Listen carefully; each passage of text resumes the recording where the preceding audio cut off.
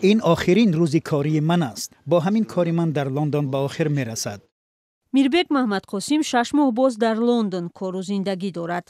در آخرین روز کاریش خواست در نواره از تجربه کاری خود در بریتانیا نقل کند. این صبح لندن است. هنوز روشن نشده است ولی همه به کار می روند. در لندن مهاجر خیلی زیاد است. میربek تا جای کارش در 20 دقیقه می رسد. میگوید در اینجا مردم بیشتر از مترو استفاده می برند. در لندن در این 6 ماه من یگان ماشین لکسوس 570 یا لند کروزر 200 را ندیدم. فقط ماشین های کاری را می بینم. ببینید اکثر ماشین ها اساساً برای انتقال بار استفاده می شوند. یعنی در این کشور اقتصاد در حال حرکت و جوش و خروش است. میربek مهم مای به لندن آمد. برای این سفر وی تقریباً $1400 صرف کرده است. در 3 ماه این مبلغ را کار کرد. اول در یک فرما کار میکرد ولی اختصار شد و پس از 4 روز در جای دیگر به کار سر کرد.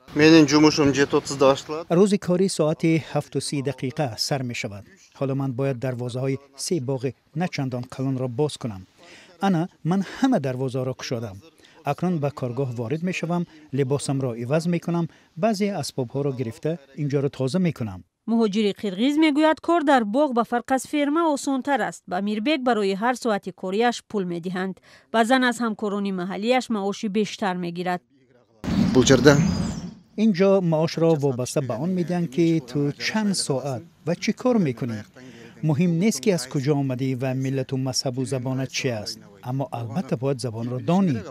میربek در وطن خود در بانک کار میکرد. کارمندی فعال بود و حتی تلاش داشت به سیاست رو بیارد.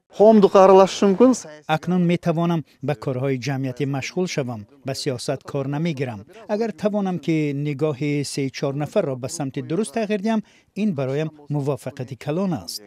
وی میخواهد مهاجران تجربه‌ای در کشورهای خارج به دست آوردهشان را در وطن خود به کار برند. فرض کردیم شما در یک کارخانه به انگور پروری مشغول بودید. وقتی به وطن برمیگردید آنجا هم به همین شیوه انگور پروری کنید و حاصل گیرید. میربek به قرغیزستان برمیگردد. امید دارد که برایش امکان دست میدهد دوباره به لندن سفر کند.